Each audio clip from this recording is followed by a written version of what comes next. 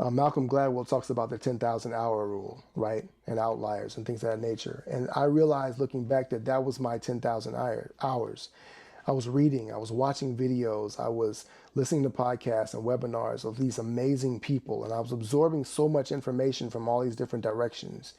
And so now I have this wealth of wisdom to be able to pour out, and it's not necessarily mine. It's just that I'm a translator for that for people. I can listen to what they're saying and what they're going through, and I can become a portal through which they can step and be able to say, to create a prism, a framework for them to be able to reimagine, to reframe the perspective of their lives. And I can do that because I had to go through that process too. I went through that painful process of beating myself up because I couldn't figure out what was special about me. I couldn't figure out what I was meant to be able to do.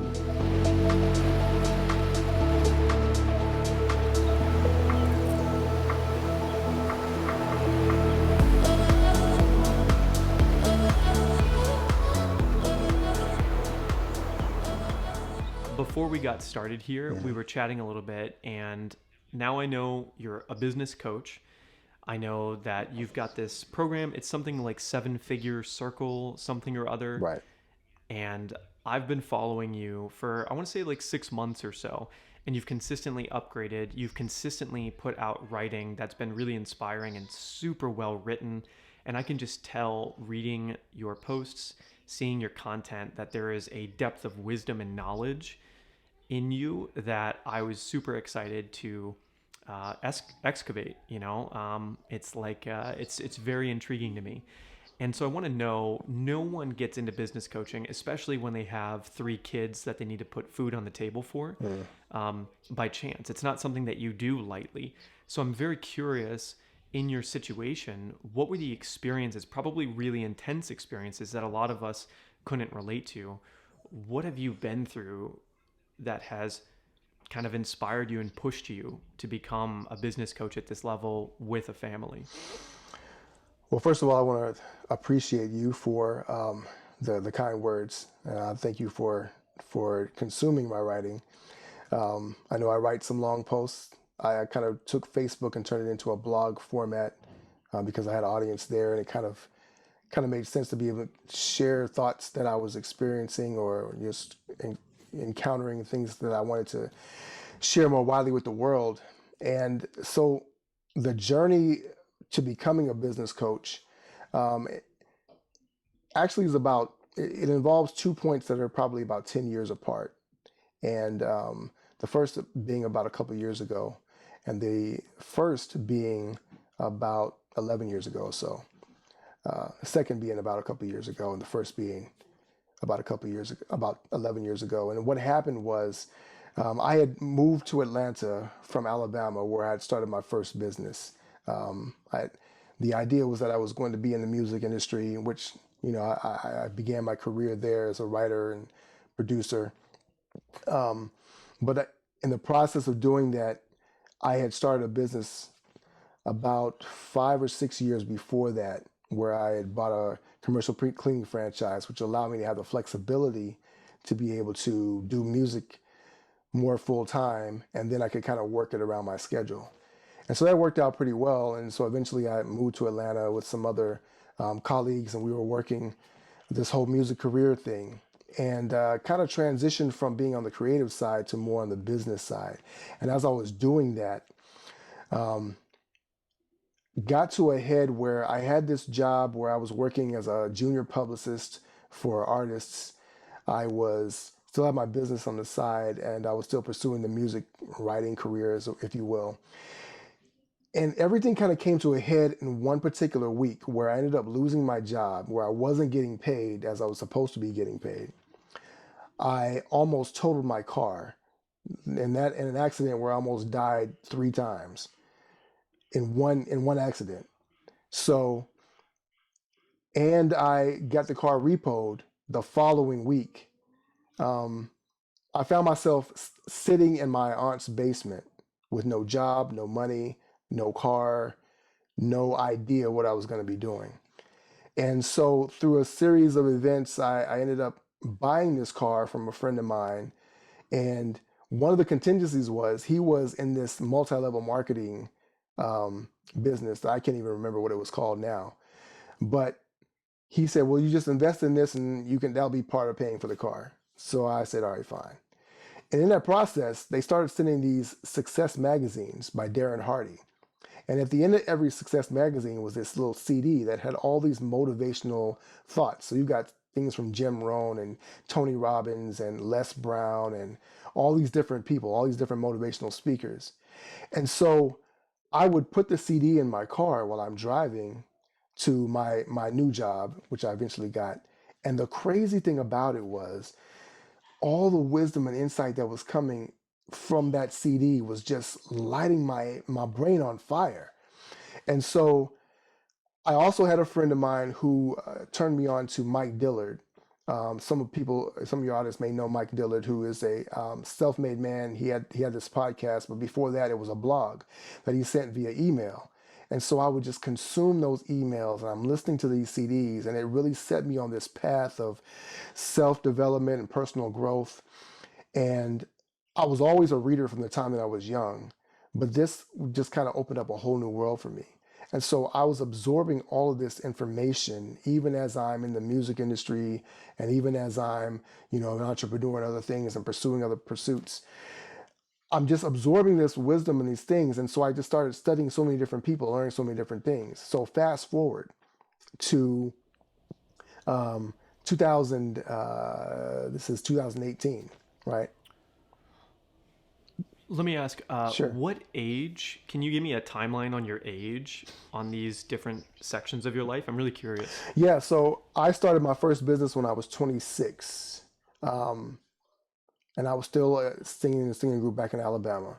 I moved to Atlanta when I was, let's see, this was 2009, so I was 34, right? 34. And so that's old to be getting into the music industry from a artist standpoint. But as a songwriter, I still had some flexibility. So I'm 45 now. So this is a couple of years ago, 43, when I started making this transition again.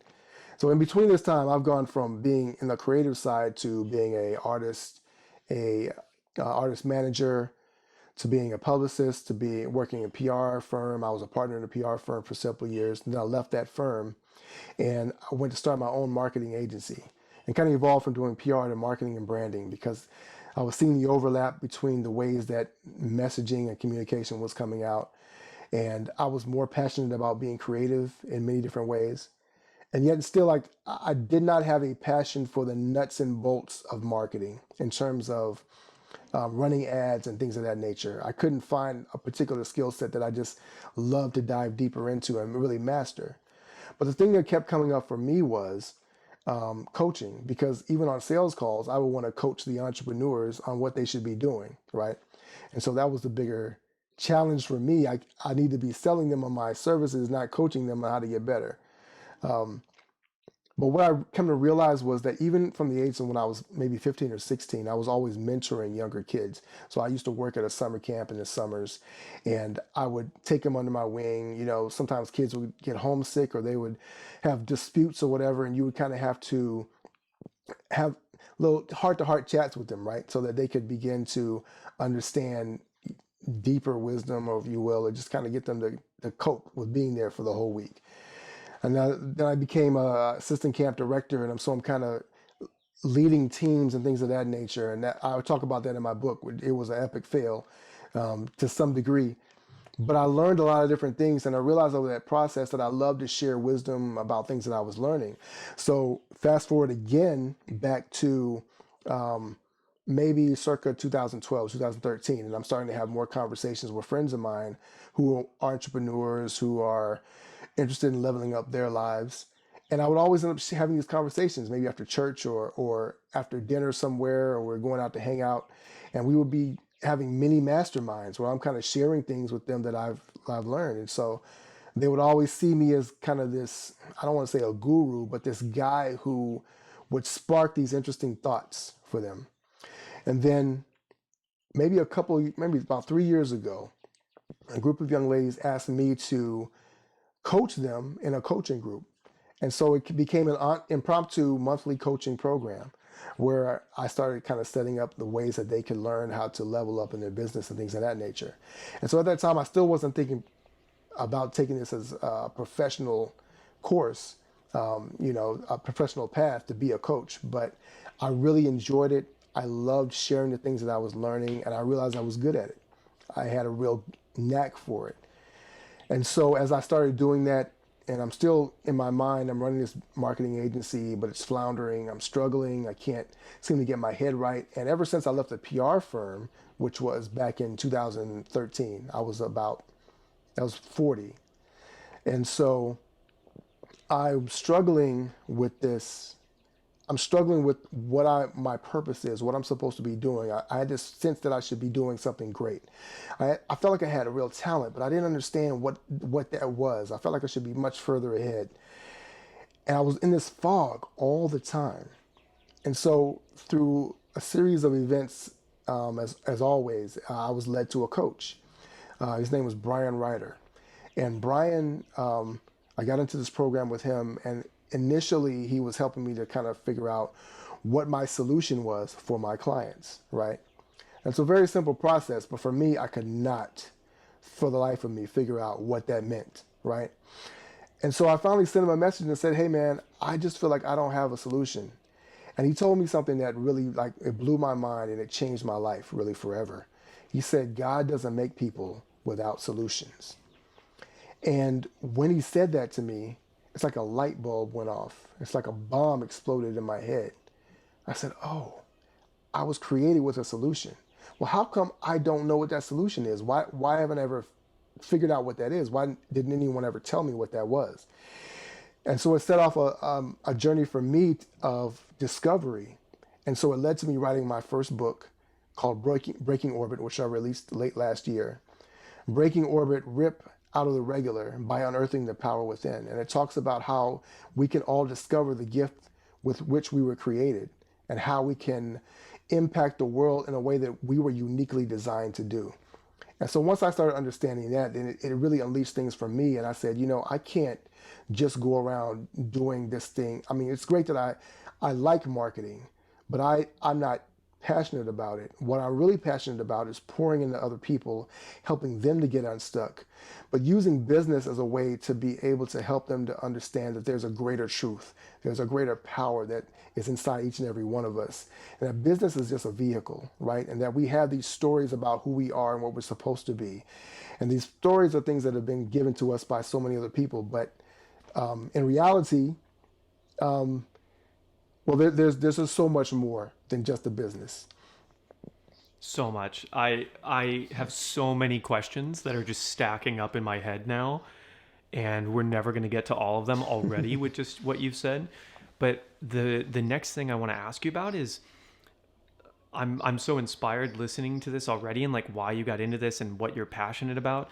Can you tell me a story or two of some people that you've worked through this with, or people that have read your book that have worked through this on their own, and like where do they start and where do they get to? Because I don't want to say end up, because of course it's never over, but like what are some trajectories of people that you've helped with this? So it's funny, I just had a conversation with a friend of mine who we went to college together. And he was a little bit older than me. Matter of fact, I looked up to him. He was the cool guy on campus. All the girls, him and his boy, all the girls really wanted to hang out with them. And so I wouldn't say I was envious, but I admired him. And it was funny because he sent me a message. He had bought my book and he read it. And he's an entrepreneur. And he was just telling me how inspired he was by the book. And it's funny when somebody says that to you, right? It kind of, it's an out of body experience to have that happen, because you're looking at it like this is somebody that you look up to, and they're telling you how much something that you created has empowered them to be their better self, right? And so he says it's like a reference book for him. He's able to go back to it and grind and be able to really focus on what it is he's capable of doing, right? And to me, that was so powerful, because it's all I ever wanted to do. I just wanted people to be able to understand what is possible. I think about one of my clients, I think is I usually one of my greatest case studies, right? We actually used to do music together, and we had collaborated for years over time, but he was in a process where he was kind of questioning whether he should get out of the game because he kept trying and trying and trying to move up and to get his music placed, to get artists to record it and do that. And he was doing it on a smaller level, but not in a major level that we had all dreamed of doing. And he was working a full-time job at a logistics company, making about $40,000 a year. And so he discovered, that he could create this other company selling music samples. And so he was doing that on the side and thought, well, I'm going to kind of sell this stuff and save up enough money and maybe quit my job in about 6 months. And the company fired him in 3 months. They call him into the office and say, we don't think your head's in the game anymore. We're going to let you go. And so it forced him to have to make that decision, right? And so all the things that we were talking about, now he was able to kind of leverage that and build that into a company where he's making $40,000 on one job. He made almost $150,000 in his first year. And so the next year, this year, he will make easily double or triple that, because he's had the opportunities continue to increase. That's because he's been able to level up in his focus and understanding where he really fits, what his skill sets and his gift really is, and being able to level up in that regard.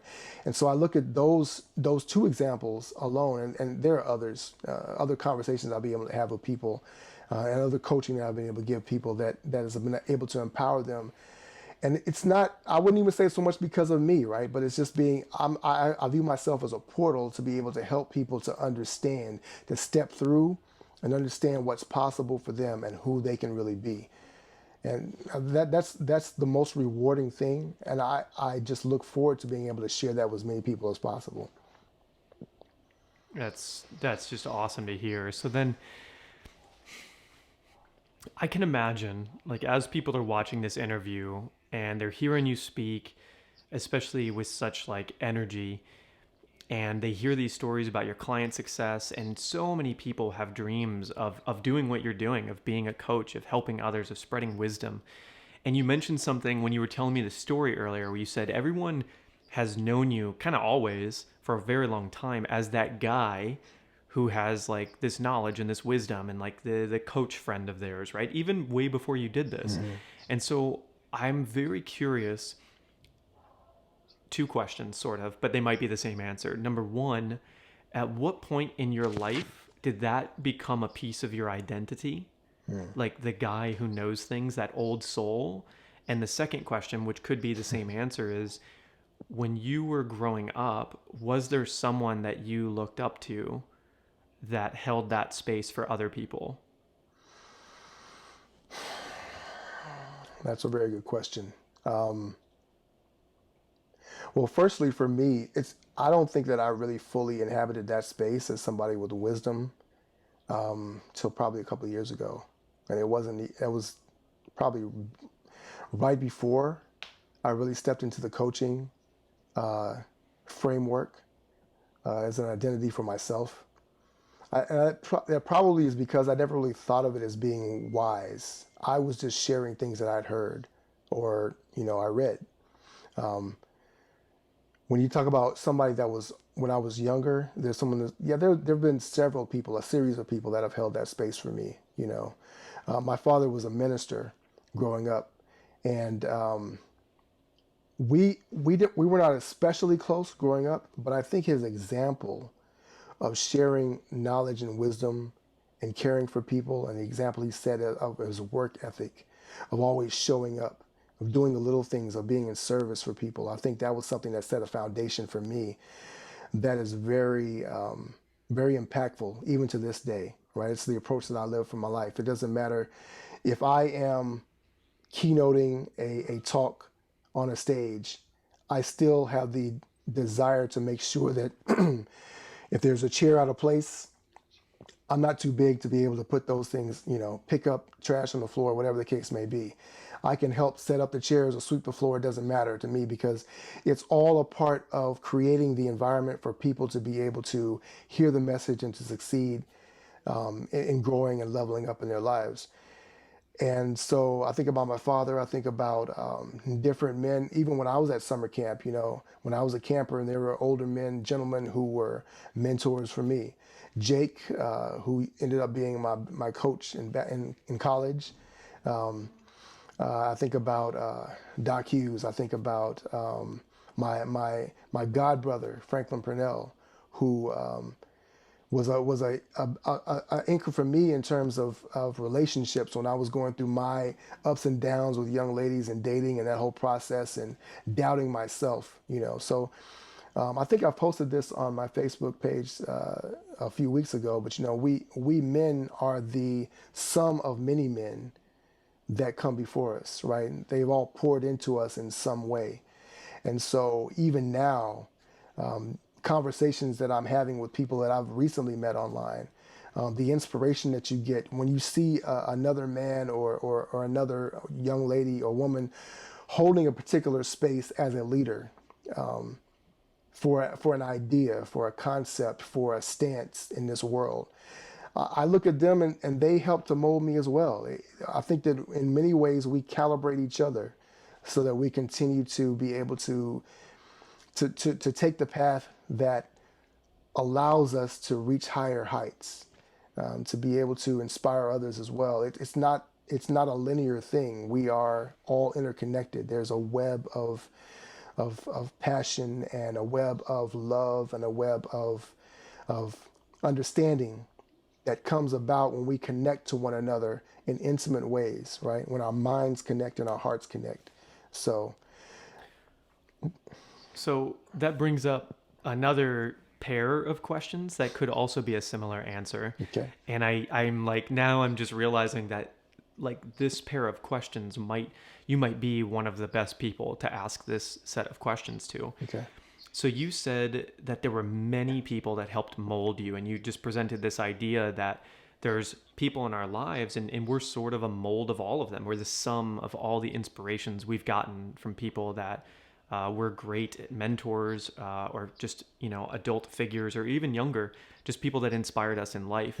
And then secondly, you wrote a book about tuning into, so to speak, your calling, and like really letting that out and letting that fulfillment flow.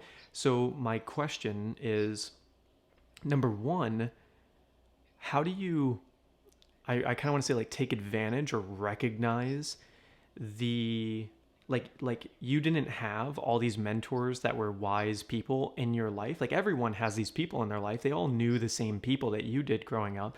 Why did they stick to you, and why do they stick to your memory more than maybe someone else? And number two, at what point did you recognize, or was it kind of you always recognized it but maybe didn't accept it, that they were drawn to you because you were going to hold a similar place in other people's lives that they held in yours as that, wise advisor figure? And how can other people find that in their own life and start to recognize those, we'll call it coincidences? I think that those people stick out to me because they were willing to take me aside and to talk to me when I was struggling with certain things. And even though in various capacities that may have been their actual job or role at the time, there's a kindness and compassion with which a leader can approach helping someone through a challenge, right? And so there's a difference between a boss saying you need to crack into shape, you need to figure this thing out because we're gonna have to let you go or you're messing up, versus somebody saying, hey, your approach right now it's not working, but here's why. Why don't you try this? There's a sort of compassion that goes with that, which kind of feeds into the value that I was able to see for myself, right? And because as a young person, you're still discovering your own value and your own worth. You have no idea what your purpose is. You think that you're out here trying to do this job or whatever for whatever, money that you're trying to make or whatever purpose that you're trying to accomplish, or just to pass the time. And so in that space, you need people that are going to reach out and feed into you, that are going to be able to look you into your eyes and say, I see you as valuable, that you have something to offer. And so whether they use those words or not, the fact that they spent time meant something to me because it I didn't feel like I was a person that was worthy of spending time with. I had a lot of insecurities. And looking back now, I realized that it probably wasn't even so much that I was dealing with a unique insecurity. It's just that young people have those. But when we look back over our lives, we kind of feel like, oh, that's what it is for me. I'm broken in some way. I'm flawed in some way. And I think we just all experience similar things. And the compassion with which they were able to show that time and attention and care of saying, hey, there's something about you, and I don't know what it is. And I don't even know that they thought I was necessarily special, but they recognized that I had value in that particular space, that place where I was at. And I think the other part of it was that my mother always taught me, listen to older people when they're talking. She taught me two things about that. Listen to them, and if they give you things, take it whether you like it or not, right? Sometimes people will give you things and you may not really see the value in it. But if you take it, they will appreciate the fact that you're grateful, and sometimes they will give you something that you really want. And in the case of so many of these other mentors, they fed life into me by speaking these words. And I didn't always understand the advice that they were giving me. I didn't, it didn't really resonate with me all the time. I'm young. I don't really have context for it. But as I got older, I started to understand the value of older mentors or mentors in general pouring into other people. And then two, I learned the value of just listening, right? Because you can absorb things, and I was able to turn around and give this insight to other people, or at least to be a translator for them to be able to navigate their own discovery, their own path of discovery, right? And so as they did that, it allowed me to have a way to show up. And I realized that this is a powerful way to show up in the world, that there are more people that are needed to be able to do this. And that, honestly, we're all called in our own ways to be leaders, to share our gift. And I talk about that in the book, in Breaking Orbit. I talk about the fact that we think that leaders are born, or that they have a particular build, right? That they have a resonance or a charisma or a presence. And what I really believe is that your gift is that core thing, right? When you are operating in your gift, you will be charismatic in that way. You might have a kid who is extremely nerdy, and insecure and shy on the basketball court, or when he's talking to girls, for instance. But when he's in there talking about computers, he's a wizard. And if you see the light go on in his eyes, he has a particular way of navigating that space that shows that that's where he's meant to show up, right? So it's not so much about the job that he's doing, but he's able to use his gift in that particular area, and it really speaks to him. And I just want people to understand that it's not about your job. It's not that some people are more special than others. We're all special and powerful in our own way. And once you discover your gift, it allows you to tap into that, and you can create a life that has exponentially more impact, exponentially more joy, exponentially more amounts of love, and just influence when you're able to step into that gift. So I've got a very short story to help people really not just conceptually understand this, but experientially understand it, kind of go with me on this short story. Sure. And then I've got a question to follow that up with, because you're just such a perfect person to ask this question to. So conceptually, like you, I've listened to wonderful speakers on audiobooks, read their books since I was a very, very young person. And I've always been so inspired, always heard this concept of like, if you love what you do, you'll never work a day in your life, etc. Like all those types of quotes, everything you're talking about right now. And as I've gotten older and as I've experienced moments of that reality, it's a beautiful thing. And I want to share this short story of what happened this past week for me, right? So I was in Austin, Texas, and I'm exploring kind of America with the whole family, the three kids and the woman. And as it turns out, we were essentially homeless because our home was in New York City. And way before coronavirus blew up, I was like, we need to leave. We have to get out. So we left way before stuff went down, like a lot of people in New York did. And we went to my dad's house for a while in Orlando for 7 weeks, went to Austin. And as I'm in Austin, and we're getting ready to leave, and we have to leave to go back to Florida and then hopefully back up to New York. The George Floyd thing happens. And my family, one of my greatest male figures in my entire life, my uncle, is a Minneapolis police officer. Wow. So I'm immediately, I'm texting him. I'm like, most of my personality traits, I would say, come from him. Even though I didn't grow up with him around, he was just such a character for me to look up to. That if him and I were in the same room, you'd be like, I totally get where Skip Kelly comes from now because of this man. I've taken so much from him. And so I was really worried. And I also run a group called the President's Club, which is a future group of U.S. presidents that are very serious about getting into politics in the future. And we meet once or twice a week for the next probably 15 years. And we've been meeting for a long time already. Wow. We bring in guests. It's a long story, but basically I'm really passionate about improving the world. I'm really passionate about good people like yourself getting into politics, even if it's for 2 or 4 years. I know like really good, wise people don't want to get into politics because it can be really dirty, but I think that's exactly why we need to get into politics and why all of us need to do our time, serve our time, so to speak, in the political realm so that it can be better. So when this George Floyd thing happened, when these protests started, I was like, I have to go. Like, I have to go to these protests. There's no choice for me. I will regret it and hate myself if I don't participate. And so we drove from Austin to Orlando over the course of 3 days in a Tesla because the charging takes forever with the kids screaming and fighting all the time, right? We get to Orlando. I show up and I literally go out to the protests.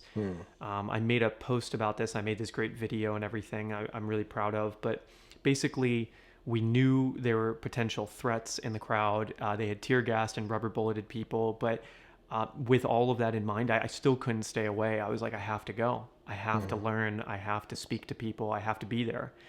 And so I went. Everything was fine. It was safe. There was some aggression, but I was able to stay out of it. And then I was so moved that I was like, I have to go to the biggest and safest place that I can for this, and that was DC. I needed to go to the Capitol, and I convinced the family, and they were really, great. And we all drove up here together, and I got a safe place. And then the night we got here, I just had them drop me off at the protest, and I stayed out for hours. It was raining, it was intense, but I got here and it was like a battlefield. The next morning, I woke up, I ate, and I went straight back out to the protest for the entire day. Walked around. It was like 10 miles, filming, talking with people, communicating, and was just so inspired. And I could tell you the entire time, I don't know if I ate food. I drank just a little bit of water. And there was never a question of, am I tired? There was never a question of, should I be doing this? It was like, I'm in it. This is what I'm here to do. This is my life. Like there's nothing I would trade this for other than this situation not be happening. Right. But because it is happening, this is where I'm at and this is what I have to do. Right. And that is this experiential example of like in the heat, in the rain, walking around with my feet hurting, carrying all this camera gear, sweating so much. People are coughing. There's probably coronavirus. I've got a mask on.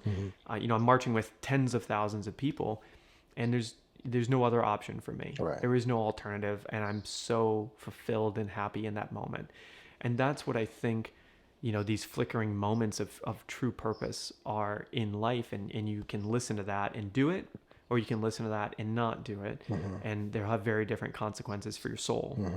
So then my question for you after sharing that example is, what have you found helping people and guiding people in the last decade? What can they do to have moments like this? What can they do when they have 15 interests and any one of them could lead them to moments like this? How do you narrow that down? What do you do? One of the things that we are not taught is to be self-aware, right? So from the time that you're born, there's kind of always somebody else telling you what's supposed to be important, what's supposed to be scary, what you're supposed to be doing. There is no class in school that teaches you self-discovery, right? And so even the self-help industry focuses a lot on different tactics and things of that nature, but very few actually focus on who are you? What are you here for? Even though that's a question that everybody brings to that industry. And so the reason why I wanted to write the book that I did was because I realized that this was a question that I'd had all this time, and I had never even thought to ask it for myself. It was intrinsic. It was humming underneath the surface. And I say that because to answer your question, the reason why most people are not ever able to experience those moments in life fully or in magnitude is because they don't know what their purpose is. They don't know, we in many ways people stumble across it, right? And so because of that, you may stumble across something that you love, but you were not meant to do in that particular way. I liken it to someone who loves music but can't sing, right? So even though you love music, singing will not be beneficial for you in terms of an overall career. But you might be a writer, or you might be a musician, or you might be someone who's better suited to working with artists in some other capacity, right? If you understand what your gift is, it allows you to be around this thing that you love, but it also allows you to excel in the way that you are supposed to. So I liken it to using a Ferrari as a tractor, right? If you put a Ferrari in a farm field, yes, technically it has four wheels and it probably has an engine powerful enough to pull a plow. But ultimately, it's just going to make a mess and it's going to wear out the Ferrari, right? It's a luxury car. It's meant to be on the road. You put a tractor on a race course and it's not going to be able to perform. And when it hits the embankment, it's going to turn over because it's too top heavy and the wheels are too big. It's not designed for that. And what we are not taught how to do is to be aware of our design. What is the thing that I do effortlessly? What is the thing that I do that creates the greatest impact without even having to think about it? Birds don't have to think about flight. They fly, Water doesn't have to think about flowing. It flows. And so everything in nature is designed with a certain design to fulfill a certain purpose. But why do human beings believe that we are not? You were designed to be able to translate the world in a particular way. You're drawn to it. And I talk about that as one of the 9 steps, one of the 9 keys for being able to discover your gift is that, there is a magnetism towards a certain thing. You have a certain attention to detail. There is a calling that thing reaches out to you. And it could be storytelling. It could be helping other people tell their stories, whatever it is, you're drawn to it. You noticed you didn't sleep, right? You didn't eat. You don't know if you ate or not. And these are human needs. But in the moment when you are walking fully in your gift, there is no higher need. Your body compensates, right? That's why you store the fat, because if you're in fight or flight, you need to be able to run. But when you are really in flow, when you're really fulfilling your gift to the utmost ability that you have, it's going to create a space for you to be able to operate at a high level without all the other distractions, other needs. You don't even notice it. And so you're asking me, how do people get into that? We have to start being able to tap into our gift, understand who you are. What is my design? It's not just what you're passionate about, but you have to marry that passion with the impact. How do you create an impact that's so exponential that it reverberates around you so that people are coming back to you saying, I can't believe that you did this, but it touched me in a profound way. It resonated with me.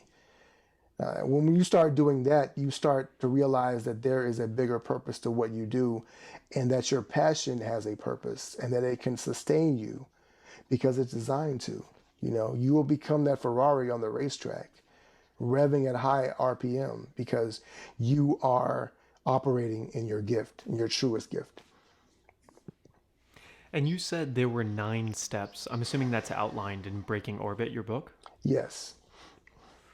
Could you speed me through just the one sentence of each step, if you can remember it off the top of your head, or if the book's nearby? I have the book nearby. Actually, let me pull it up on my on my laptop because I don't want to get them out of order. Of course. Yep. But the first key is forgiveness, and that sounds like a strange thing to. Oh God, that's just so good. Yeah, some people may say, "Well, why would you say forgiveness? Why is that important?" I actually, But yeah, I want to switch my question. okay, I would love if you could run us through the 9 steps simply, hmm but I would also love if you could tell me about your journey through the 9 steps. okay, okay. Let me think how to do that. Well, let me get them because then I want to relate it to myself. I'll speed you through them, and then we'll. Or if you want, you can tell me one at a time, and Yeah. I already have great questions, I'm sure, that can help you answer that in a succinct, powerful way. Okay. So yeah, number one is forgiveness. So my question is, No, it's not. what did Number one is not oh forgiveness. I got it. I knew I was going to get it mixed up. There's one someone I always think about, but there's one that is there's a couple that's before that. So the first one is acceptance. You have to accept that you have a gift, and that's a hard thing to do. For me personally, I don't want to get ahead of you because I want you to remember your questions. But for me personally, the moment when my coach told me that there was a solution, that God doesn't make people without solutions, it was powerful for me because I began to slowly realize, wait, that I am special too. You know, I think all of us have an inkling that we're special in some way, but most of us, if we're lucky enough, blessed enough to have parents, we the specialness comes because we are their children. So our parents tell us how special we are, or they love us, or I love you because you're my child. It's a particular specialness to a particular person, not a specialness to the world. And so to be able to accept that you have something that is infinitely more powerful and can have impact on so many people is a very powerful thing. It's a very powerful concept. And it's something that many people struggle with over and over again. They abuse themselves because they don't see the value in who they are. And understand the intrinsic value that we all have, this created value, this powerful exponential value is so important. And so that's why acceptance is the very first thing that you have to do. You have to be able to accept that you have a gift. beautiful. So the second thing, go ahead. And something to add to that as well. Mm-hmm. I have a friend, a very, very close friend who's an orphan, and his lack of true parents involved in his life is his gift and is his unique thing. So it's interesting where it's like you cannot avoid being gifted. No, Whatever it is that you came from is the gift. that is so that is a slightly different version of what I mean, but it is true. So much of our environment empowers us in our gift, right? But what happens is the story that we create around it can be either negative or positive. And our acceptance of that story, our belief in that story, the fact that your friend doesn't see his orphan status as a negative, but that it is a superpower for him, is a powerful thing. It's a great place to come from because it allows him to speak to those who, whether they've had parents or not, always also feel that way, because many people feel like orphans. Many people feel like they don't have anyone over them to cover them, to lead them. They have no direction, right? That's a certain way that they go throughout the world. And that is a very powerful way of showing up for your friend and for many other people as well. Beautiful. And what's number 2? Number 2 is consult the manufacturer. Now, I'm a person of faith. I believe in God. But whether or not you do, consult the manufacturer simply means look at your design, right? If you are if you're a human being, there are so many amazing things about us that we are still just uncovering and tapping into. And so many things that we accept about ourselves that are not true, that when we start to kind of discover or dissect biology and psychology and quantum physics, we start to understand our capacity to be able to create and to absorb and to adjust and adapt. When you start to consult the manual, if you will, for humanity, the operations manual, and understand your own unique personal design, it allows you to be able to to understand that you're unique in the way that you can do things in a way that no one else is, right? And so as you start to uncover those layers, it allows you to be more present and more powerful in who you are, right? So it's almost like a second layer of acceptance, because you accept that you have a gift, but then you accept the design of your gift, right? You start to say that, oh, this thing is, I'm not flawed, kind of like what we said about your friend who is the orphan, right? But then there are also the fact that you're blonde, or you're a man, or you're a woman, or that you're whatever ethnicity, or that you are what some people believe to be introverts or extroverts, or that you have a particular interest in certain things. All of these things matter because they matter to you, because you are designed particularly for them to matter, if that makes sense. Yeah. And so what's number 3? So number 3, and I'll run through these a little more quickly. Absolution, and that's forgiving yourself. So forgiving yourself and forgiving others. One of the hardest things to do is that we tend to beat ourselves up for who we are, the way that we're designed, the way that we've we've existed in the world, things that have happened or that have happened to us. We tend to absorb guilt or shame around those things. And so being able to forgive yourself frees you up for your gift to begin to be able to flow. Also, forgiving others for what they have done to you all empowers you to say that you can now take ownership over your life. A lot of people live in this state of blame because it allows them to deflect from the responsibility of owning their own power, right? Or from the fact that they feel they are powerless. And so blame is a way of being powerful, but it restricts you from being able to use your gift, because your gift is not for you, it's for the world.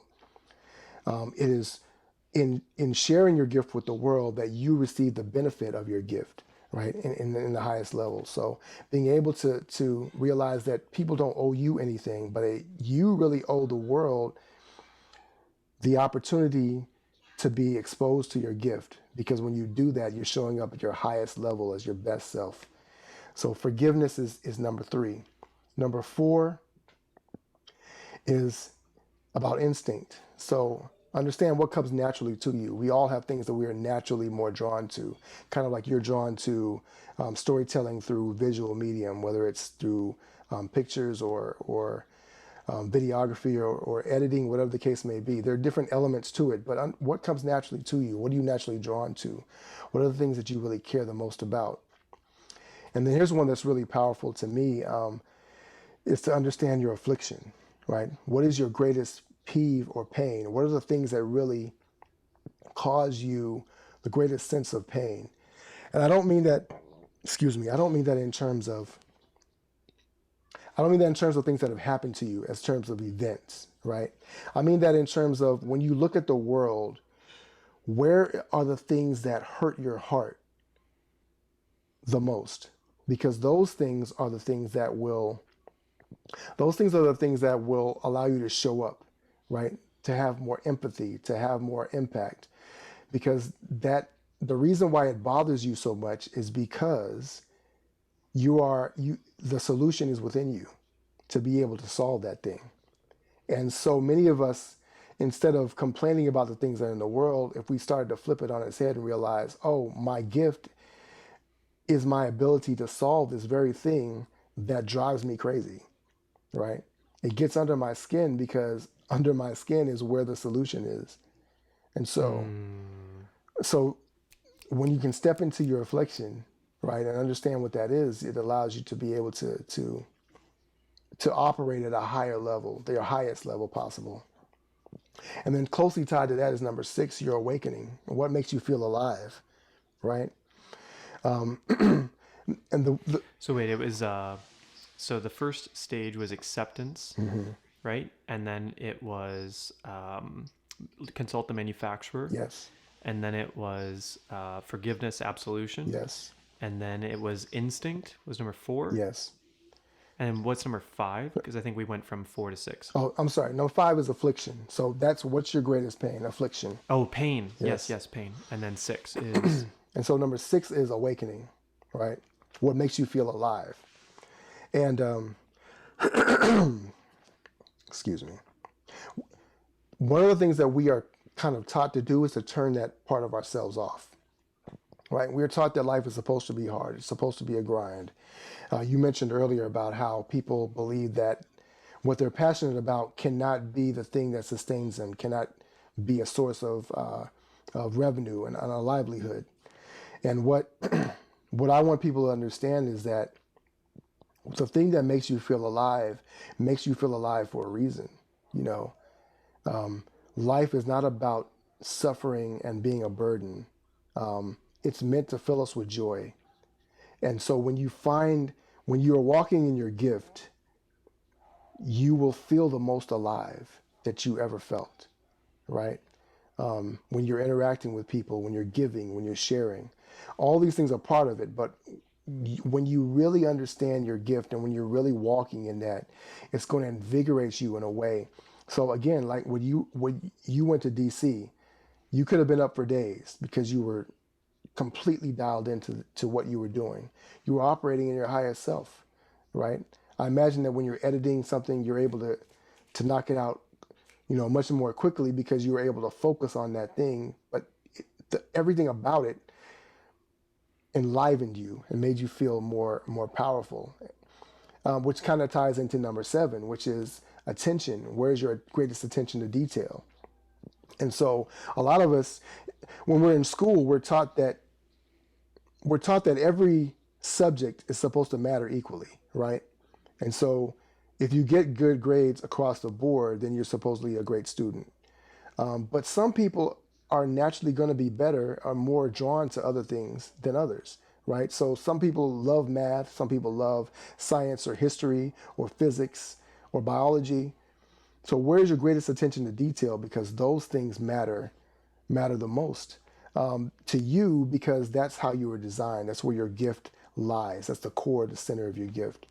And so it's a powerful way to show up when we start to pay attention to the things that we pay attention to. What is it that you notice more than others? If you notice a Mozart is going to pay attention to different details than a Picasso, right?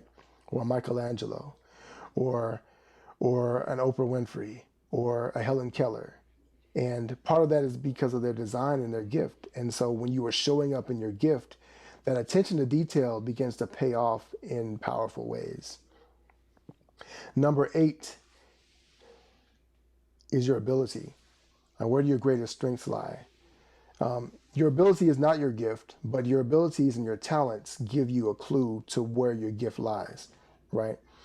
And so when you are, because we've confused talents and gifts, a lot of focus has been on helping people to find their strengths. And there are multiple choices for strength assessments and things like that, but none are really geared to helping an individual find their core gift. But there's still a benefit in exploring your gifts and your strengths as an individual. So I use the example, the book is called Breaking Orbit, but I use the example of a rocket. Its design is about being able to pierce the Earth's atmosphere to be able to go further. And it's about speed and it's about power. And all those things it has certain abilities, and those abilities are built into its design. And so when we study the design and we study its abilities, then we learn what it's capable of doing, but we also understand its purpose better. And so that is all the wrapping that entails your gift. So when you start putting all these different layers together, all these 9 keys together, then it starts to be able to unpack that for you and to give you a better sense of what that means. And number 9, lastly, is your effect, the effect. Where is your area of greatest impact? How do you impact people the most? For me, I realize that my areas of impact happen when I'm writing, when I'm speaking to people, when I'm coaching them, when I'm able to think and translate meaning for people. Then that's when I'm able to show up at my highest self, and when I'm having the most impact. And people tell me that because they send me messages and say, this book really impacted me. Oh, I love how you phrased that in that video, or when you were speaking, that really made things clear for me in a particular way that I've never seen it before. So let me know I'm operating in my gift because I'm having my greatest impact when I'm showing up in this way.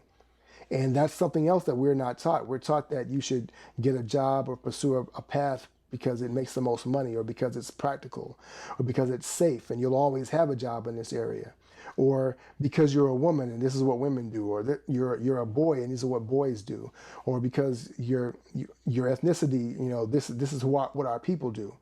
But your gift is so much more than any of those things. Your gift is about the impact that you have in the world. And when we start helping people to dial in on that, then we create an exponential reverberation of impact around the world, because everybody is operating where they're supposed to be, and they're having the most impact. They're having the greatest effect that they can possibly have. So does that make sense? It's just incredible. This is I want to ask permission to at some point in the near future. I was thinking about doing a series of videos of different things people could use, different systems or methodologies to find their purpose. And I've known many of these, and I think this 9 steps stands toe to toe with anything I've ever heard and learned about, to help people find that, and to have a variety of tools and strategies. I think is really valuable. So then, but I have another question that I think is just you're mind-blowingly perfect to answer, which is, for the 15 12 year old to, let's say, 26-year old crowd, what we've already talked about is going to change their life. So my question is, for the, let's say, the 30s, 40s, 50s, even 60s or 70s crowd, for the people that think it's too late to change careers, the people that think that they've walked away from their passion, their intuition, their instinct, all of this for too long to start. You were 40 when you started this new iteration of your career and your passion. What do you have to say to them if they're listening?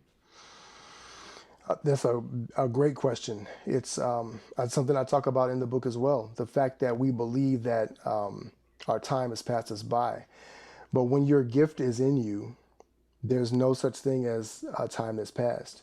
Your gift will work, and it will be exponentially powerful for as long as you are alive, as long as you use it.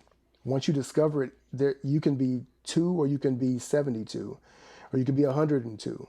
Your gift still has impact. Now, the wrapping around it may be immature or overly mature, if you will, but it doesn't matter.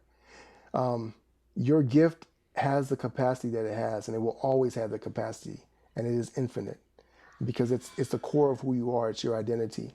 And so many of us don't realize that, because we believe, one, either that we don't have a gift, or that it's based on the things that we do. And again, I think maybe if you go back to the 9th key, the effect, the impact, if you look at your impact, your gift is ability to be as creative, to create that effect, right? And so how you create the effect is only based on or limited by your imagination, which is why a senior individual can still have an impact on the world with the wisdom and sharing things through their experience, right? As long as they decide they were going to show up, whether it's speaking to other kids or reading, or if it's still drawing, or if it's singing or composing music, or whatever that case may be, whatever your vehicle is for sharing your gift, it doesn't go away. Your gift doesn't disappear. Like, I say this for people who, and maybe there are those who don't believe in God, right? But for me, I think of God in a very loving way, because what kind of God would give a gift to you and then never show you how to use it, never give you the capacity to use it in whatever way? I think he gave it to us because he wants us to use it in infinite ways, because even he wants to be surprised by the ways that we show up with it. Like, oh wow, that's really cool how you combine those things, those different elements. It's our way of powering through our experiences. It's our way of creating meaning out of the experiences that we have. What you did when you went to DC was that you created another layer of meaning for an event that, while it is powerful, for some people is very painful, right?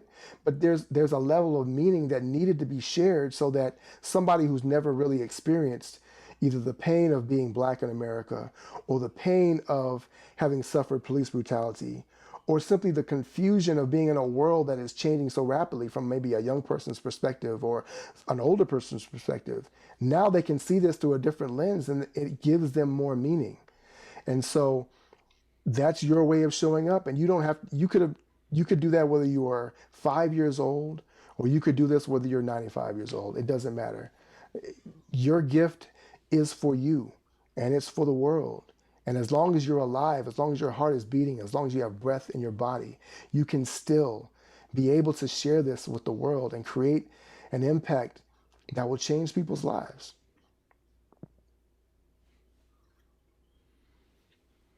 Wow. I'm going to let that one sit for a second.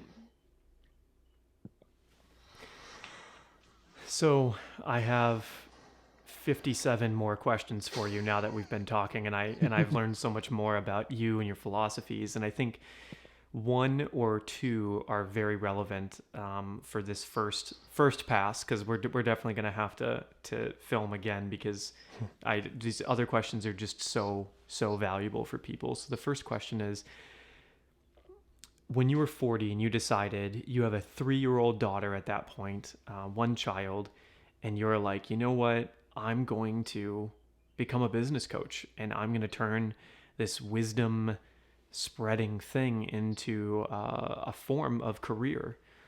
What did your life look like at that point? What did this process look like for you? Were you scared? Were you inspired? Just kind of describe that to me, because I think it'll be really inspiring for people to hear how you, this, now incredibly wise, very mature coach, like, what did it look like back then? Oh man, that was I'm going back in my mind to kind of absorb that period in time. And you know, I had the at the time, my wife, she's an audiologist, and she works testing the hearing of veterans. And so she was the one that was working full time. I was at home with our daughter, and I was still trying to just figure it out, you know. And so I was still in my cloud. I was still in that fog. I hadn't figured out that this was my gift yet, that this was the purpose that I was supposed to be stepping into. And it was a challenge, because as a man, we have this image of ourselves as a provider, right?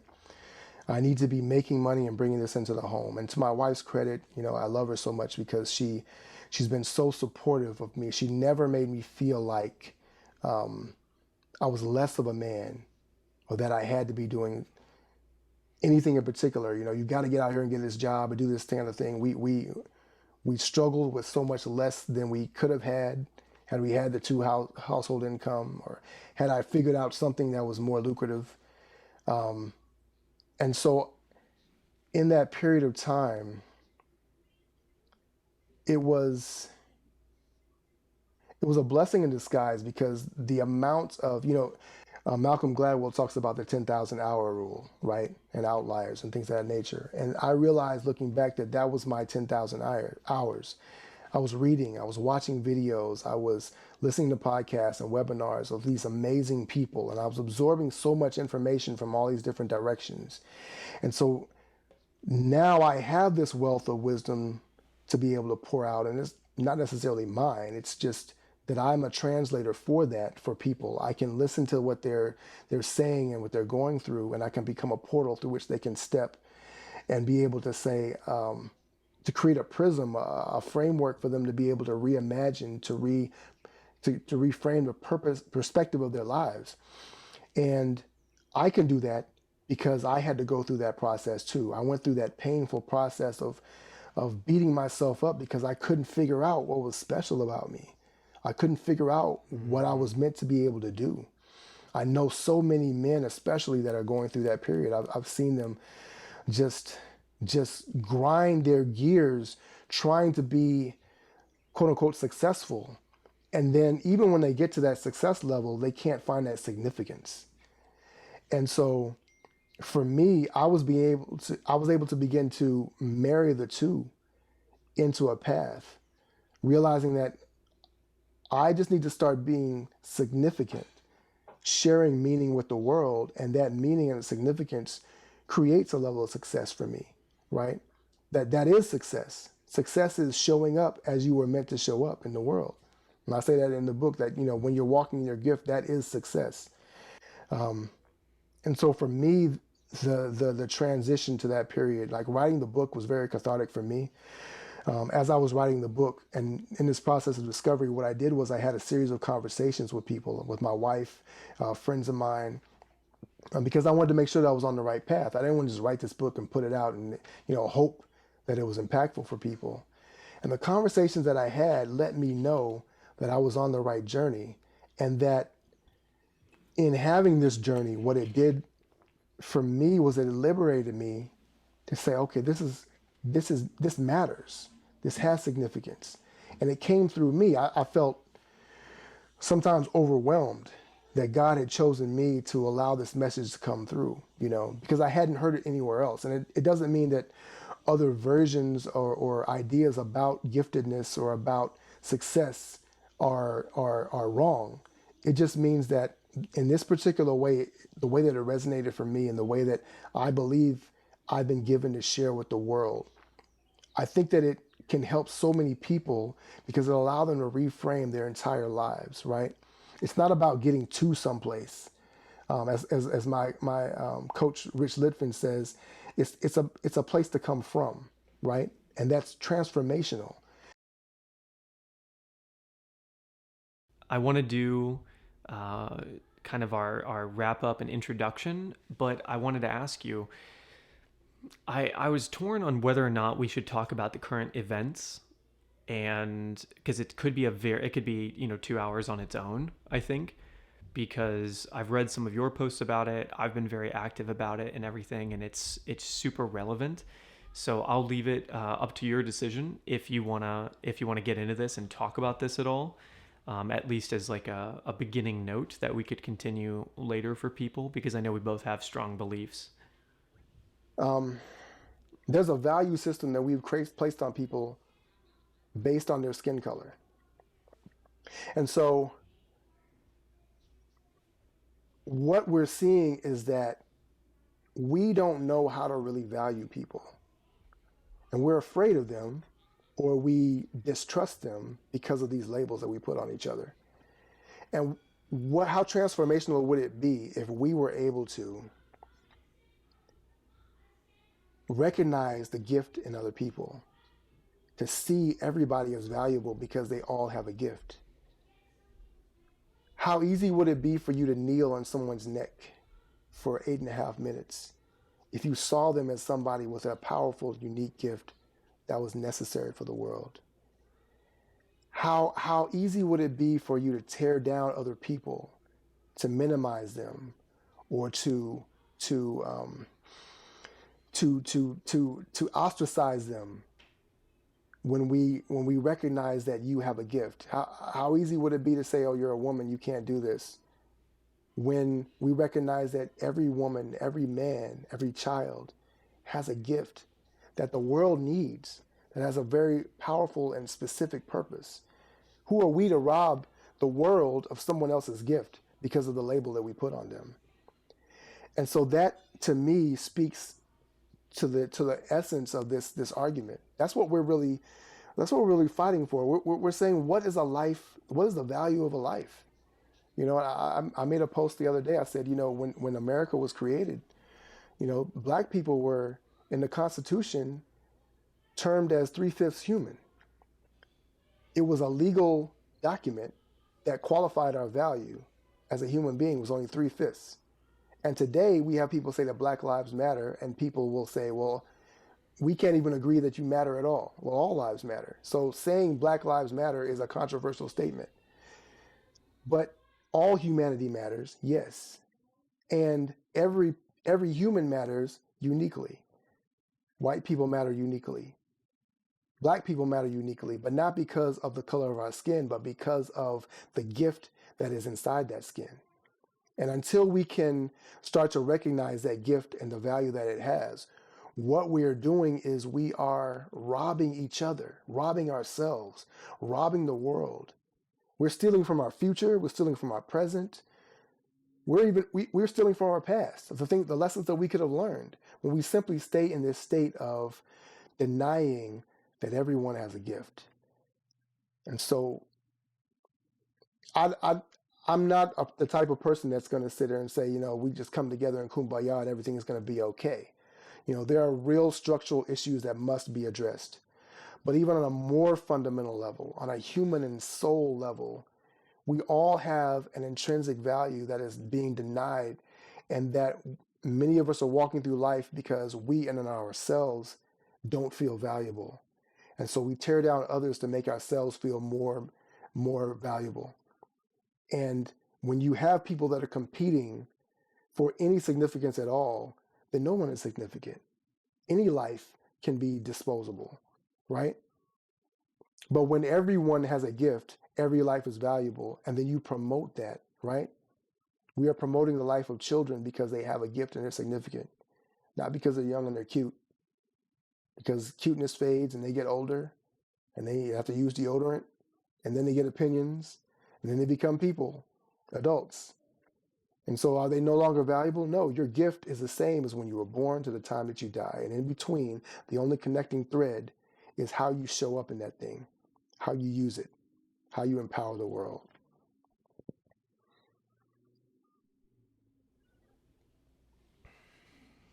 Thank you. Thank you for your time. Thank you for your wisdom. Thank you for flowing with me and coming on. And I absolutely am looking forward to a round 2, hopefully in person. That would be incredible.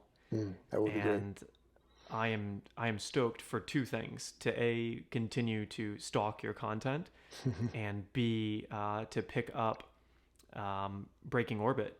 I'm very curious about the book now, and I'm really excited to dig into it. I think I will order that along with The Buddha and the Badass from Vishen. And by the way, Rich Litvin is a friend of mine. Oh, wow. So Great. That's an interesting thread going through here, and it makes so much sense when you said that he's your coach. The way that you speak and what you talk about, you guys definitely fit well together. Well, and let me tell you something interesting about that. I call him my coach because I read his book and I consume his content. I listen to his podcast. I've never actually met him, but my plan is to be in his mastermind soon, one day. And but to that point, I take it that you can absorb wisdom from anyone, and he's had a profound impact on my life the way he's shown up. So it's a really great. It's obvious then why we connected, because the thread, of connection is there. So that's great. And I would love to highlight something that you just stated for all the viewers and listeners, which is Rich Litvin is your coach. Even if you do not meet and regularly coach. I have so many mentors in life, and many of them I've never met in person, but I've consumed so much of the wisdom they've put out there that it's like we have this relationship, and you recognize that in your own life, where when I go to something like a Mind Valley University and I have a person come up to me and they're like, "Oh my God, Skip, you've really helped in all these different areas of my life." And I'm like, that's incredible. And it's like, I'm so honored to be a coach or a mentor or an inspiration or whatever it is I can be for them. And yes. I know you're the same. And I know Rich is going to love to see this, and he's going to, feel very honored as well to have contributed to someone like you. So thank you so much for coming on the show. I hope we get around to soon. And I have the last question, which is, when people fall in love with you, how can they find you? How can they find out more about you? Well, I'm easy to find. Fredrickbussey.com is my website. Fredrick.Bussey on Instagram, Fredrick Bussey on Facebook, Fredrick Bussey on Twitter. Send me a message in any of these places. I'm happy to connect with people. I love to not just hear about the impact that I'm having in your life, but I love to hear people's stories.